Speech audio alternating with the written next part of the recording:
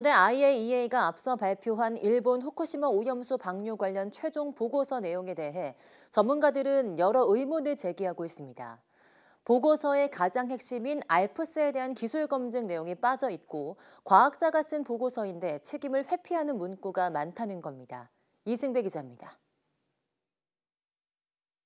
IAEA가 공개한 일본 오염수 관련 보고서는 모두 140페이지입니다.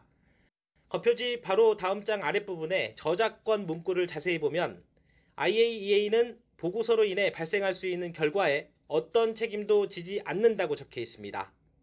라파엘 그로시 사무총장 서문도 마찬가지 후쿠시마 원전 오염수 방출은 일본 정부의 국가적 결정이며 이 보고서는 그 정책을 권고하거나 지지하는 것이 아니라고 선을 그었습니다. 모두 책임을 회피하는 내용입니다. 있을 수 없는 문구입니다. 기술적인 문서에서 이 내용에 책임을 지지 않습니다라는 이야기는 그럴 경우에는 보고서를 내지 않습니다. 책임지지 않는 보고서는 내지 않습니다. 가장 중요한 항목인 오염수 처리 장치 알프스에 대한 기술 검증은 아예 빠져 있다는 지적도 나옵니다. 방사능 농도에 따른 알프스의 성능 검사 결과 그리고 오작동률은 얼마나 되는지 등에 대한 세부 데이터가 종합보고서에 없다는 겁니다. 우리가 제일 궁금한 건 이 오염수가 제대로 처리되어서 방류될 수 있는 거냐.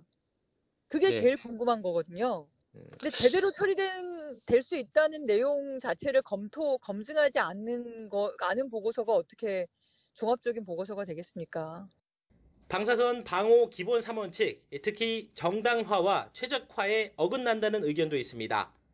IAEA뿐만 아니라 방사선 관련 모든 기관에 적용되는 국제 규범인데 방사선 관련 행위가 손해보다 이득이 커야 하고 여러 방법 가운데 최적의 대안을 찾아야 한다는 내용입니다.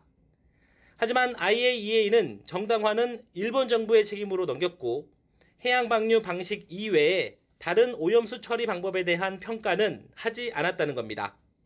방류라고 하는 거를 이미 정해져 놓은 내지는 그 검토 대상에서 다른 옵션, 다른 방안에 대한 것들은 검토가 전혀 안 하는 이제 그런 검토였고요.